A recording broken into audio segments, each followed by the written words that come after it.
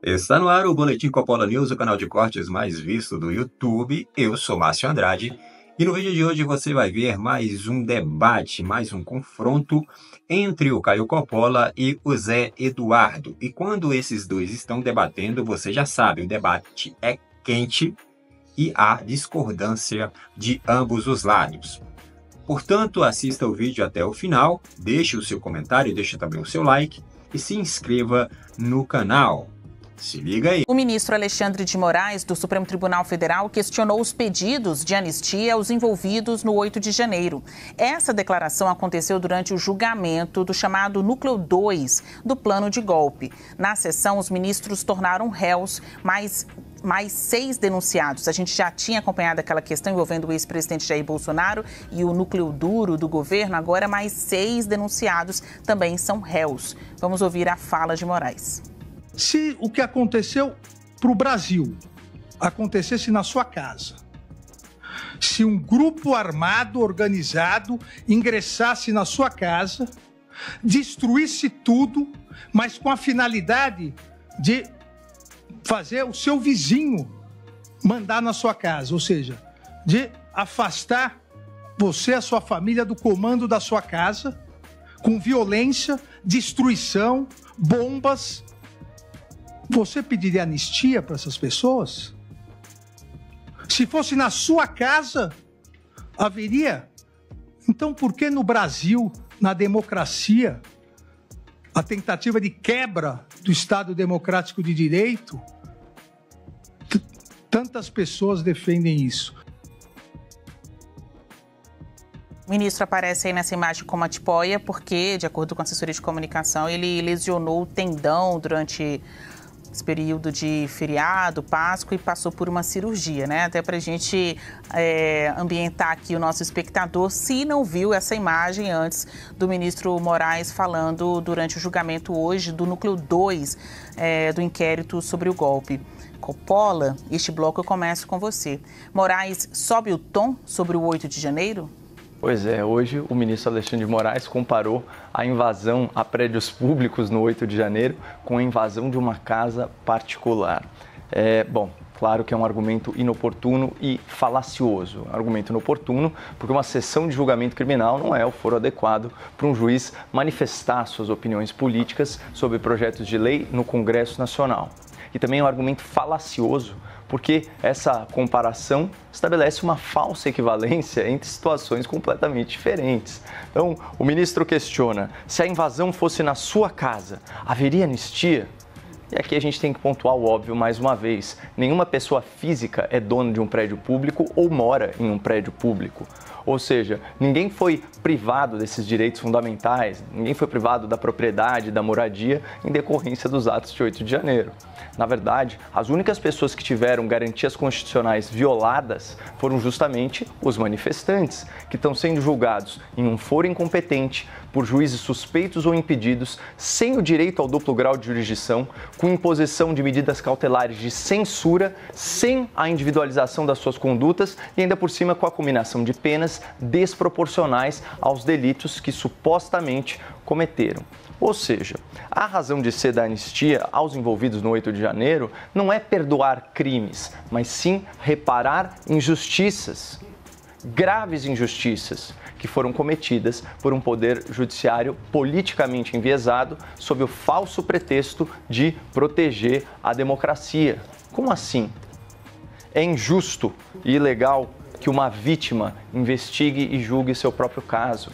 É injusto e ilegal que um juiz julgue os seus amigos e os seus inimigos, ou que um réu seja julgado pelos crimes de outras pessoas. É injusta e é ilegal a pesca de provas em inquéritos sem fim contra alvos selecionados. São injustas as prisões com base em provas forjadas e confissões sob ameaça. É ilegal a censura de matérias, a censura de pessoas, a censura de parlamentares, a censura de plataformas inteiras. Sem falar que a imensa maioria dos manifestantes não invadiu nem depredou os prédios públicos.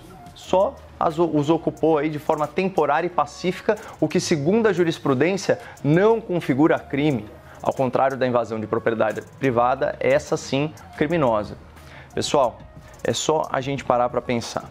se invadir e ocupar prédio público fosse crime, os movimentos sociais da esquerda estariam todos atrás das grades. Quantos ministérios, quantos órgãos públicos, quantas instituições de ensino já não foram invadidos nesse país aí sob a bandeira vermelha? E aqui um detalhe importante sobre o 8 de janeiro, que o Brasil só conhece graças ao jornalismo corajoso e independente do nosso âncora Leandro Magalhães. Em muitos casos, agentes do governo Lula facilitaram o acesso desses manifestantes, abriram as portas do Palácio do Planalto e até cuidaram do bem-estar deles durante a ocupação. Mas nenhum desses colaboracionistas, por assim dizer, está sendo julgado pelo STF. Por que será? Mas vamos voltar pela última vez à questão proposta pelo ilustre ministro. Se fosse na sua casa, você pediria anistia para os invasores? Eu acho interessante a gente reparar na linha de raciocínio do senhor Alexandre de Moraes. Embora seja bem absurda, essa comparação pode ser uma janela para o pensamento do ministro. Se esse for o caso, percebam como seria confusa a relação entre a autoridade e a sua instituição. Porque nesse caso o Alexandre de Moraes pensaria que o STF é como a sua própria casa. Ele sentiria que o tribunal é sua propriedade. Seria um verdadeiro absurdo se fosse verdade. Aqui respeitando o mesmo tempo, é com você, Cardoso. Quero saber se você acha que o ministro Moraes agiu de uma maneira diferente, talvez mais dura, nesta segunda etapa do julgamento. Você acha que ele subiu o tom sobre o 8 de janeiro? Não, não subiu o tom, não. Antes eu faço uma observação para explicar. Há uma discussão no mundo jurídico sobre a forma pela qual o judiciário deve se comunicar. Na maior parte dos países, as sessões da Suprema Corte não são televisadas. Elas são mantidas dentro de 4 paredes e os juízes, em geral, utilizam uma linguagem impenetrável, absolutamente impenetrável, em que o cidadão comum, se ouvir, o que não ouvirá, mas se ler, não entenderá. O Brasil já há algum tempo optou por um outro caminho, pelo caminho da transparência. Inclusive em outros países se espantam quando nós mostramos que é assim no Brasil. As sessões são televisadas, o cidadão pode assistir. E a partir daí, é necessário também que se simplifique a linguagem, para que as pessoas entendam o que está sendo discutido. Muito bem, foi o que fez o ministro Alexandre de Moraes. Não disse nem mais forte nem menos forte do que ele já vinha dizendo nos seus votos anteriores. E a comparação que ele fez, discordo fraternalmente do Caio, é rigorosamente correta. Sabe por quê? Porque a democracia, o Estado de Direito, a praça dos poderes não pertence a ele ou a ninguém, pertence ao povo brasileiro. Todo o poder emana do povo e seu nome será exercido. É o povo que tem como casa a democracia. É o povo que tem como casa o Estado Democrático de Direito. E quando pessoas invadem a casa do povo, que é o Congresso Nacional, o Poder Executivo e o Poder Judiciário, e não foi nada pacífico, fizeram aquele quebra-quebra horroroso que nós vimos dentro dos prédios e mais, isto associado a planos de assassinatos, provados inclusive por troca de mensagens. Ou seja, uma organização havia planejado, havia inclusive proposto a execução e só não houve, quando estava sob mira o ministro Alexandre de Moraes, a execução, porque houve uma ordem para interromper, porque as Forças Armadas não haviam aderido ao processo. É isto, está tudo claro na denúncia do Ministério Público, basta ler. Dizer que isto é pacífico, tentativa de assassinato, depredação violenta daquilo que foi feito pelos 3 poderes, policiais machucados, derrubados do seu cavalo, tudo isso nós vimos, é fato notório.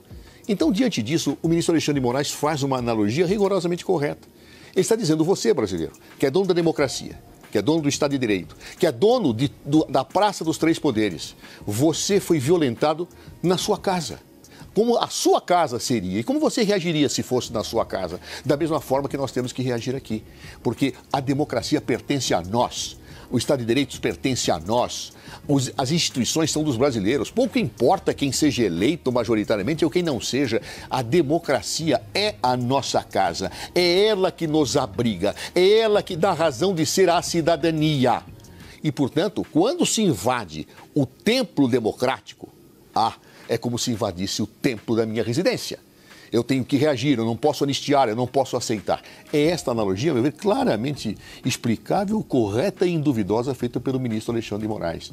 Quem invade a casa da democracia do povo viola a nossa residência maior, que é o Estado de Direito. Essa questão da anistia, essa questão do 8 de janeiro, essa questão dos perseguidos, do suposto golpe de Estado aí, é uma questão muito cara para a direita, porque existem muitos inocentes ali que estão sendo julgados pelo STF e que não deveriam estar sendo julgados, né?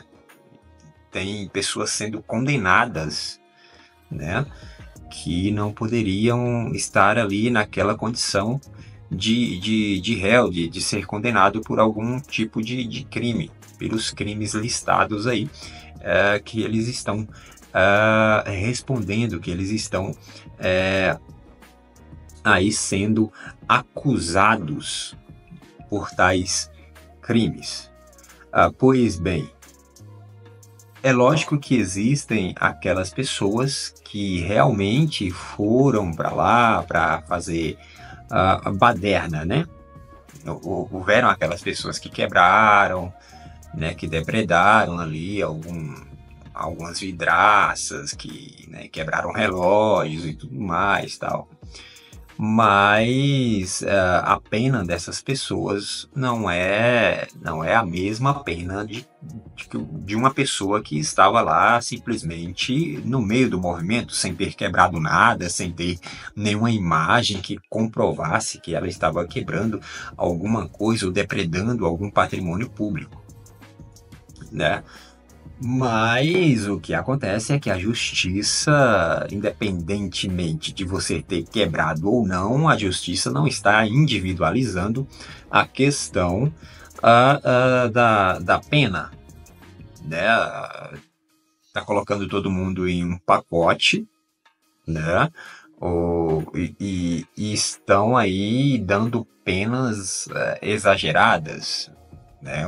O relator Alexandre de Moraes, ele é que está conduzindo aí, né, todo esse processo aí do suposto golpe, e aí está dando essas penas exageradas para essas pessoas, e assim, são penas que até mesmo aquelas pessoas que, sei lá, que depredaram, que quebraram alguma coisa, são penas muito, né, exageradas, muito aumentadas, para uma pessoa que quebrou uma vidraça, por exemplo, né? Então, por exemplo, a Débora, a que pichou lá a estátua com batom, ela pegou 14 anos, né? Aí depois vieram atrás aí e deram aí a prisão domiciliar para ela. Mas, a princípio, foi dado 14 anos, o Alexandre de Moraes deu 14 anos para ela, né? Com o aval ali do Flávio Dino também. Então, são exageros. Tem pessoas que pegou o quê? 17 anos de prisão e que estão presas, né? Aquelas que estão saindo por algum motivo, elas estão com tornozeleira. A Débora, por exemplo, que foi para casa, né, muito por conta de toda uma comoção que houve nas redes sociais e tudo mais, tal, para que ela voltasse para casa para rever os filhos, ela vai estar com a tornozeleira, com certeza, sem sombra de dúvidas. Então, são questões que deveriam ser, essas penas, elas deveriam ser individualizadas, né, para cada pessoa. Mas como é muita gente, então é aquela coisa, né? Você pega todo mundo, coloca dentro do mesmo círculo ali e manda ver, né? Estipula ali uma sequência de penas, e todos que estavam envolvidos ali naquela manifestação do dia 8 estarão infringindo aqui, estão dentro desse escopo de crimes aqui que o Supremo, que o STF, que o Alexandre de Moraes imagina que houve ali no 8 de janeiro. Então essas pessoas, elas estão sendo, muitas delas estão, a maioria ali, estão sendo injustiçada. porque isso fica muito óbvio, né? São penas que não deveriam estar sendo estipuladas da forma que estão, né? Você vê traficantes serem soltos aí e tudo mais, né? Homicidas, enfim. E aí essas pessoas que não são traficantes, que não fez mal a ninguém, só o único crime que cometeram foram depredar alguma coisa, aí estão aí com essa pecha de criminosos, com essas penas exorbitantes. Vamos ver se esse processo de anistia de fato, né, se esse projeto de anistia de fato vai passar lá no Congresso. Esperamos que tenhamos e que principalmente os presos do 8 de janeiro tenha êxito aí, a oposição tenha êxito lá no Congresso, para que esse projeto seja pautado o mais rápido possível e que seja aprovado pela Câmara dos Deputados. Depois vai para o Senado e aí vamos ver o que é que vai dar lá no Senado. Mas primeiro tem que ser na Câmara. É isso, se inscreva no canal, deixa o seu comentário e deixa também o seu like. Até breve.